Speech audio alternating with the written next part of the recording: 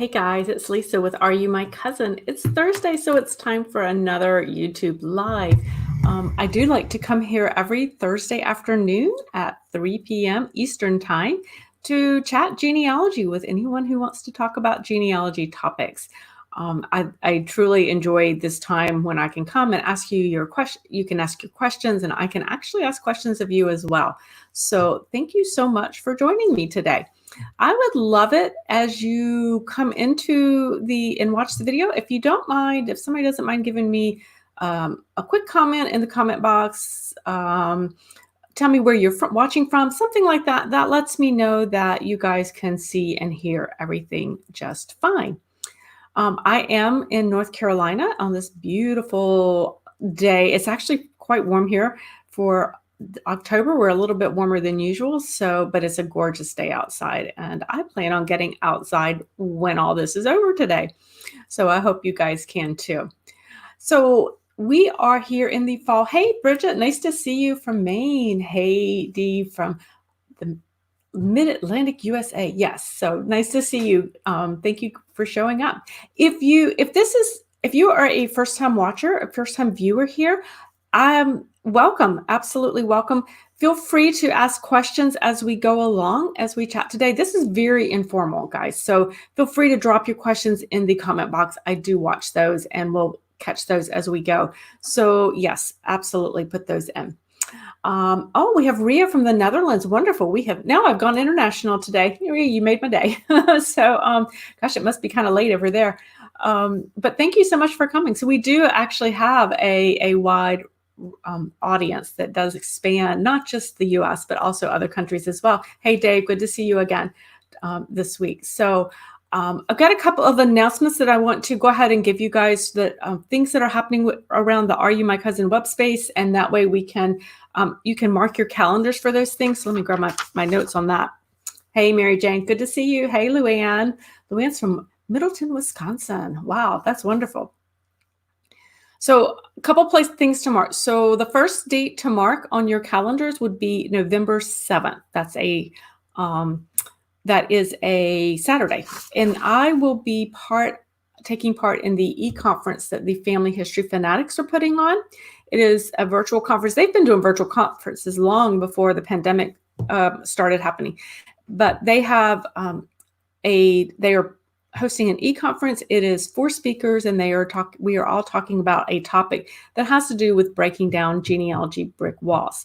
It's going to be great. I've done these before, and we've had a great time with these. I will be speaking. I know Jen Baldwin will be speaking. Devin will be speaking. And oh my gosh, I wish I could remember the 4th speaker, guys. Sorry. But all the topics are about breaking down brick walls, and they have early bird pricing through October 30th, 2020. So if you're watching this on replay or sometime in the future, this is a time sensitive thing. So it's, and I will put the link, I will go ahead and put the link in the comment section for you guys there. Because through October 30th, they have the early bird pricing, and it's like $19.99. It's like the best price around for genealogy education. And they do a really quality job of that. So, okay, I just popped that into the link there for you. Oh, let's see who else we have. Bridget, I didn't know you were born in Brussels. That's great. And we have someone from Kingwood, Texas. Your 5th great grandfather had many acres of land in Chatham County, North Carolina, near Pittsburgh. We might need to talk, because so did mine, actually. That's interesting. I have a lot of that Chatham County area. Might not be quite so far into Pittsburgh, but yes, definitely have a lot of ancestors in that area. So who knew? We could be cousins. I may have just found a cousin here, guys. So anyway, so that's your first date. That is November 7th. Now, November 10th, and I actually, if you got the newsletter this week, the email, guys, I got the wrong date. I will be sending you a correction. The correct date is November 10th. It's a Tuesday evening at 8 p.m. Eastern Time. And that is time I will be hosting a webinar with Vivid Pics Restore, because they have some really cool new options that they've come out with in the last year or so. And Rick is going to come on and show us how to use Vivid Pics to actually make documents more readable. make them easier to read, and to be able to tag them and add the metadata that goes with them in order to be able to organize our documents. Well, and you can add metadata to photos as well, to be able to organize and retrieve those items much easier. So it's a way to help organize our photos and our documents, read our documents, and transcribe those easier. Vivid guys, you guys know it's one of my favorite. It is my favorite photo editing tool that I use. So I'm really excited to learn a little bit more, because I confess I have not always been the best at adding the metadata and that kind of stuff to my photos and to my documents. And I think it would really help me out if I did. So definitely. All right. So I think Misho said he was Robert Marsh. Oh, Carla. Hey, Carla. So Robert Marsh. Yes. So I've seen that name around. I don't think I have any marshes in my tree, but I've definitely seen that name in the Chatham County area when I've researched. So that's interesting. Okay. So November 7th, Family History Fanatics e-conference. November 10th, the free webinar with Vivid Pics that I'm hosting. I will be sending the link out to that. Right now I'm not planning on having people register. I'll just send the link out and you guys can just show up for that. Okay, so what are we here to talk about today? We are going to talk about our ancestors' occupations, because I made this discovery recently, and I thought this was kind of cool, and I wasn't really sure. Well, I wasn't really sure what it was about when I found out. It kind of took me by surprise. So I had been researching my Talbot family, which is my maiden name. I had been researching them and discovered the identity of my 6th great-grandfather. His name is Barnabas, and I'll introduce you to Barnabas, or sometimes known as Barnaby. And he lived in London. And I was able to track him back using, I think, predominantly Ancestry and the World Edition of Ancestry. So I was able to track him back. And I discovered in a couple documents that he is described as the coffee man on Ivy Lane. And I thought, my first thought really, guys, was, okay, that's kind of cool, because I love coffee. If anybody knows me in real life, I love coffee, and I do enjoy drinking coffee. I don't care if it's 100 degrees outside, I will drink coffee. So he's a coffee man on Ivy Lane. And so originally I was like, well, that's fantastic, because I was more focused on the Ivy Lane part, because I could go to the maps and try to find Ivy Lane. Now, it does not exist currently in modern times, but I was able to find it on a historic map and place Barnabas in a specific location, which is actually kind of out the back door of St. Paul's Cathedral in London. And I'm like, oh, this is really great. So when I plan my heritage tour, hopefully next year, we shall see, I can go and walk in that area, and I'm sure I'll have a cup of coffee in honor of my ancestor, Barnabas, the coffee man. But then I got to thinking, okay, I wanted to talk with you guys about occupations and why we need to understand our ancestors' occupation. And I realized when I thought about Barnabas as being a coffee man, I thought, well, does that mean he sells it? I don't really think he's a barista. But what is a coffee man? I honestly didn't know. I didn't know if Ivy Lane would be where he lived, or was that actually going to be a place where he worked? And so I simply went to Google, because this was an occupation I wasn't that familiar with for that time period. And the time period is late 1690s to early 1700s. So we're quite a ways back there. And so I did what most of us would do. I went to Google and I Googled archaic occupations, coffee house, England. And do you know what I discovered? I discovered that coffee houses were tremendously popular, and there's a lot of literature written out there on coffee houses. They were extremely popular. This was actually back before tea became so popular. And I think they said by the early 1700s, there were over 100 coffee houses there in London. And I'm like, oh, wow. So maybe he did own kind of the early version of Starbucks. I'm not really sure. But they had clubs that would meet in different coffee houses. And they each had kind of their own I won't say theme, but they often had kind of their own culture, just like they do today. So I thought that was a really fascinating thing. Now, I actually just kind of discovered a lot of that this afternoon as I was kind of preparing to talk with you guys today. And so why do I tell you all of this about coffee and coffee houses in London and stuff? There are records out there. It will, when I pursue and learn more about the coffee houses and the coffee industry of the late 1690s, the early 1700s in London, is that going to tell me who Barnabas's parents were or the next generation back? Probably not. And I know that. What does it tell me about him? I may learn a bit more about him as far as what was his life like?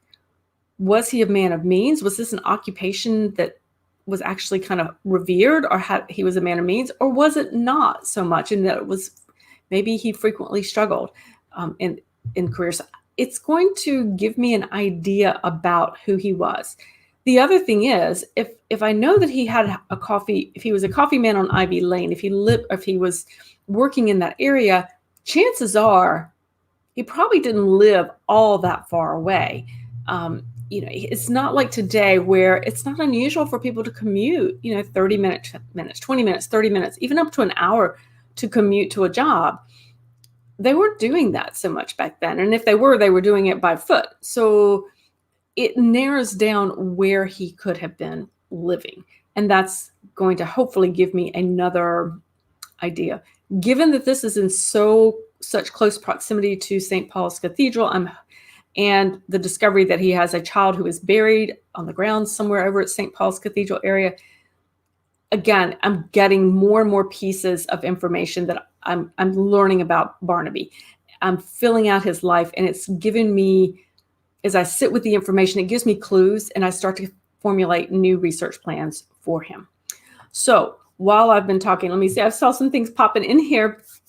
Mary Jane said when coffee came to London, before that, the main beverage was alcohol. Probably, I would think so, definitely.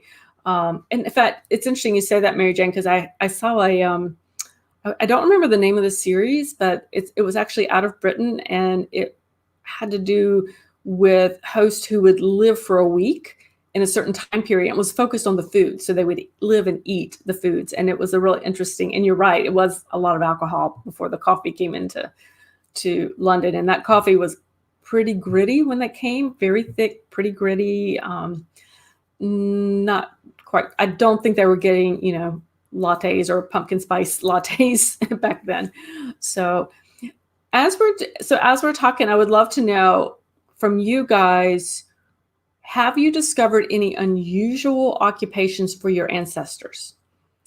And while you're thinking about that, please drop those in the comments. But what I wanted to kind of share with you is that when you come up against a problem and you find these unusual occupations, particularly in these early time periods, you do have options to learn more about them. So I do Google searches, and I typically will use, when I'm looking for occupations, you can type in occupations of ancestors.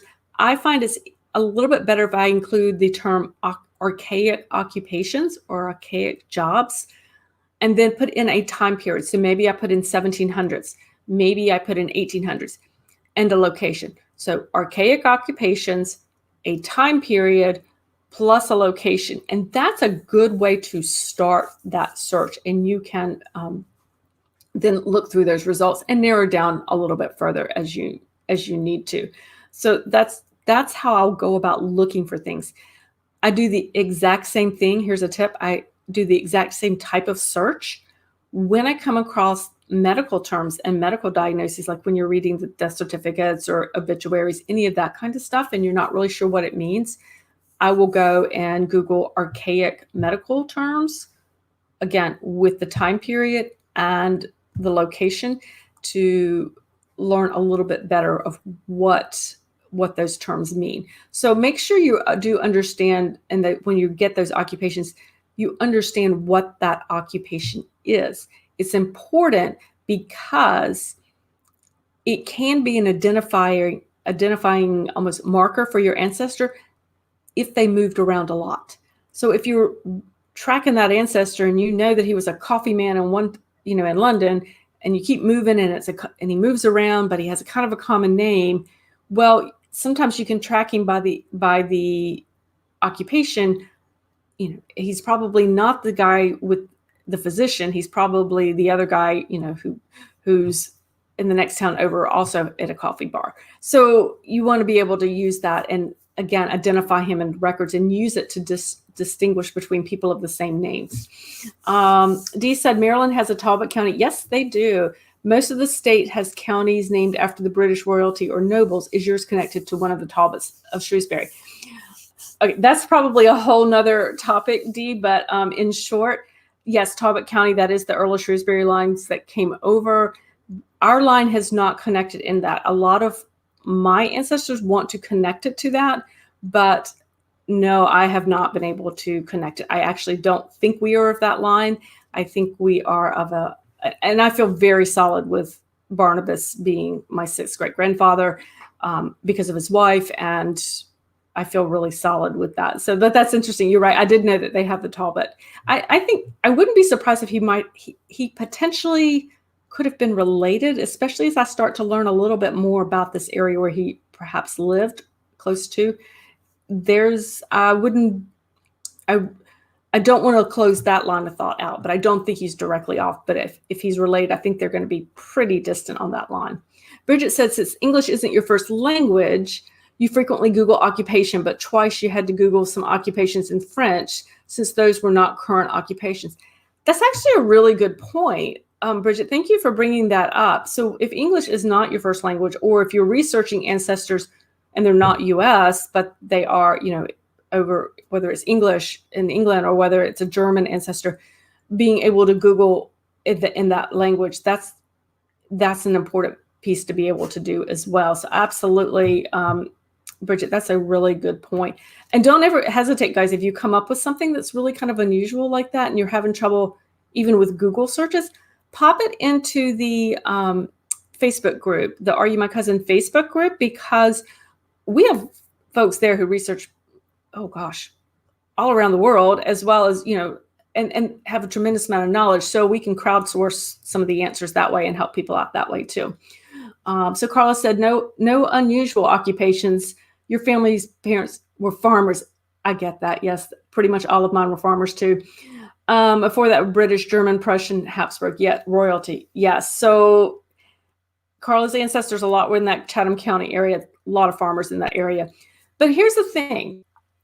So sometimes they were farmers, but they often had like almost what I would call today cottage industries, in discovering that one of my ancestors was a shoemaker.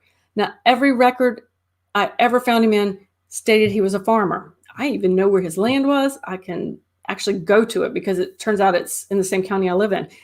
But when I read his Revolutionary War pension record, I discovered that he was a shoemaker because he did 3 months service. Instead of going off to fight, his service was to make shoes for the Continental Army.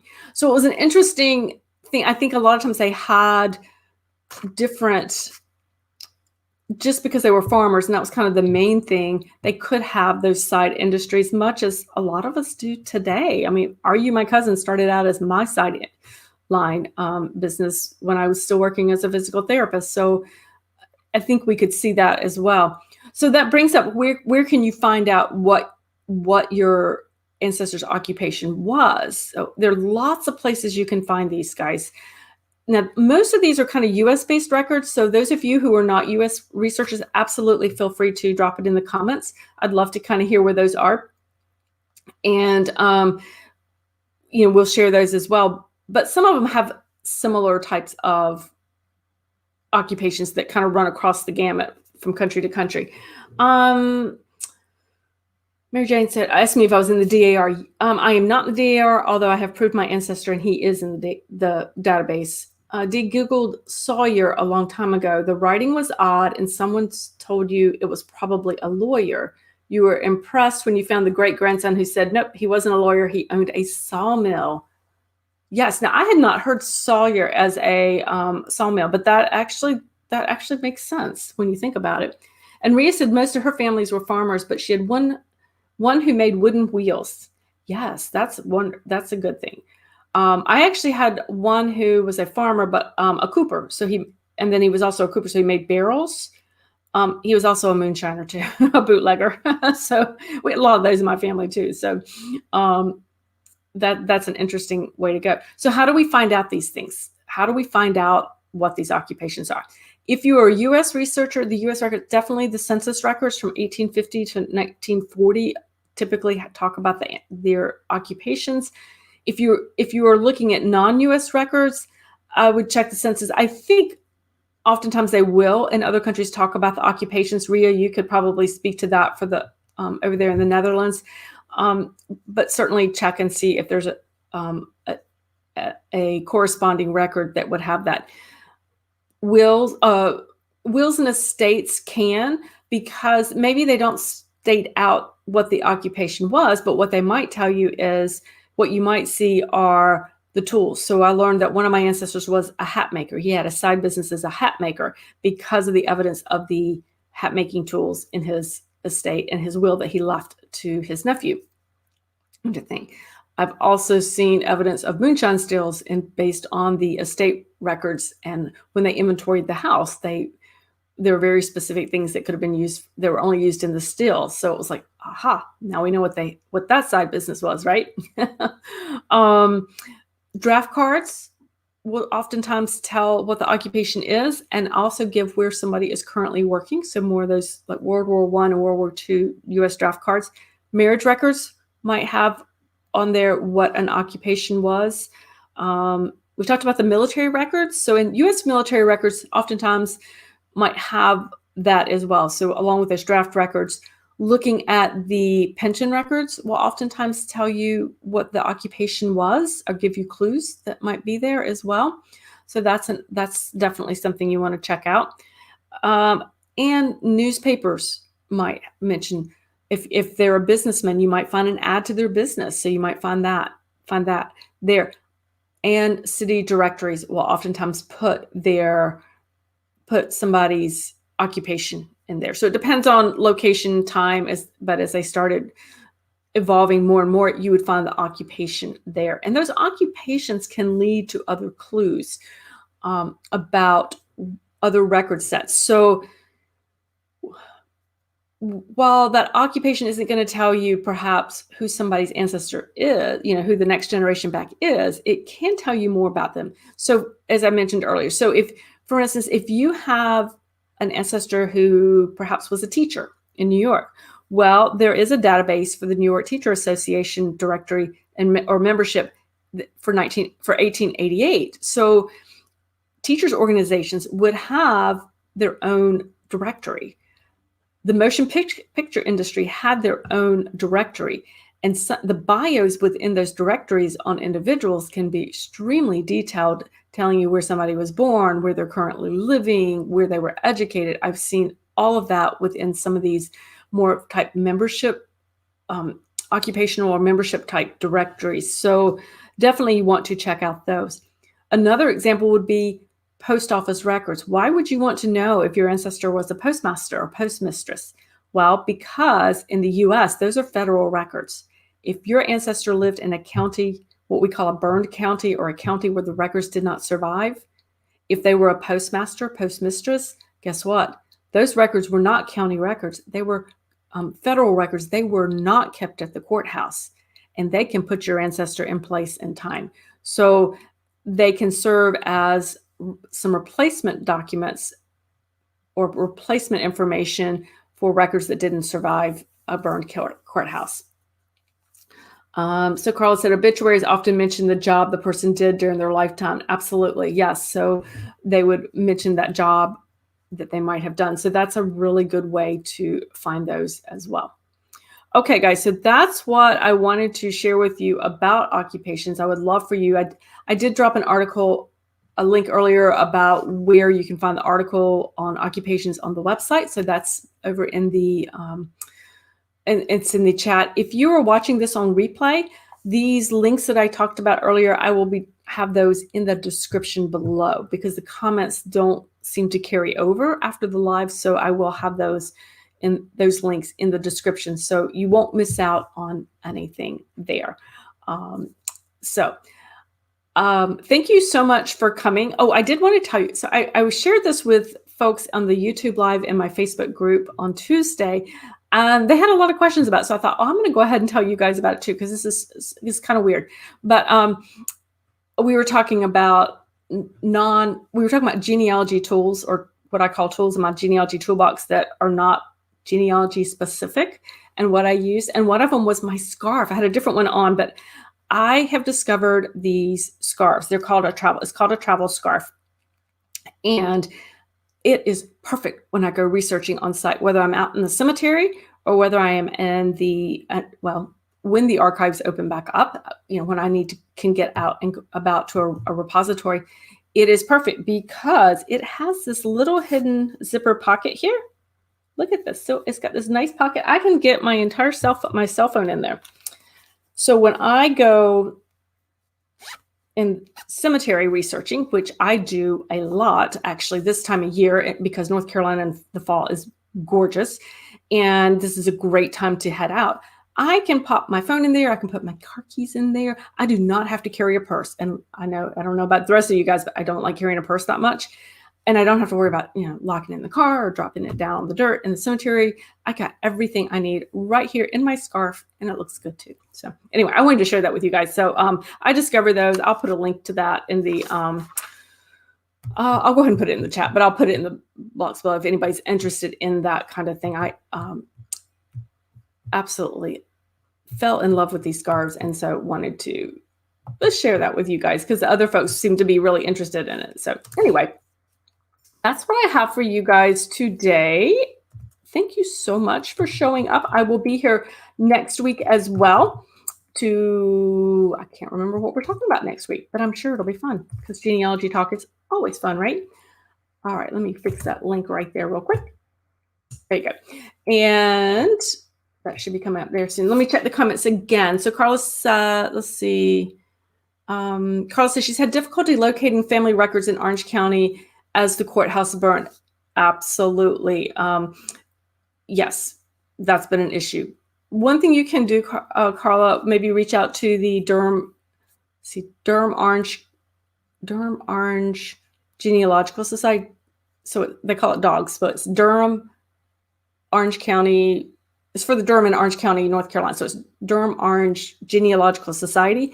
They have a very active group there, and they may be able to give you some hints and tips of some very local records that might not have been at the courthouse. So you might want to reach out to them. They are extremely knowledgeable in their research in that area.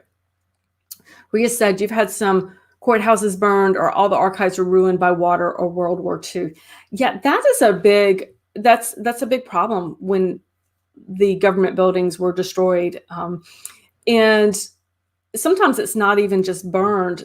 They weren't necessarily, the courthouse wasn't necessarily burned. So for instance, I do research up in the foothills of North Carolina in one county up there, and they have no significant record loss. And which I'm thinking, great, I should be able to find everything I need, right? But I can't find, there are marriage records I cannot find. Family says, yes, they got married there. I cannot find these records at all. And so in talking with a researcher up there, and she's probably in her 80s when I talked with her, and she said, Lisa, she said, when they redid the courthouse and renovated, some of the records, people would just borrow the records and keep them for their research while they renovated. And so they didn't have to worry about storing them in the courthouse. And she goes, I don't think they all made it back. Well, no, they didn't all make it back. So I'm still trying to ask around going, who has something in their basement that I can come find? So they could disappear for a number of reasons. And it might be because of that, or it might be, I heard another incident up in New England. They were moving. I think they were moving the records. I don't remember if it was a brand new courthouse or for whatever reason they were moving the records, and they were on a sleigh and they hit a rock and some of them fell off and they didn't gather them all back up, and some were lost in the snowy banks of the trail. So these things can, who knows what happens to these records, but it is a problem. So when that happens, it's important that we as researchers think about records that for our ancestors could have generated that were not kept at the courthouse. So like I mentioned, federal records. So like your post office records, your military records, they would not have been kept at the county courthouse. Things like church records, that's when it's time to get into the church records, to get into the newspapers. Those are things that your ancestor can potentially be in, and they would not have been destroyed in the fire. So makes for some interesting research, and that's a whole nother topic, and we can talk about that on another episode of our YouTube live sometime. So anyway, all right, guys, I will let you guys go. Thank you so much for joining me. If you found this helpful, I'd love it if you would share the link or hit that subscribe button down below, because that way you won't miss any of the videos that I do upload to the Are You My Cousin YouTube channel. All right, guys, I will see you next week. Have a great day, guys. Bye.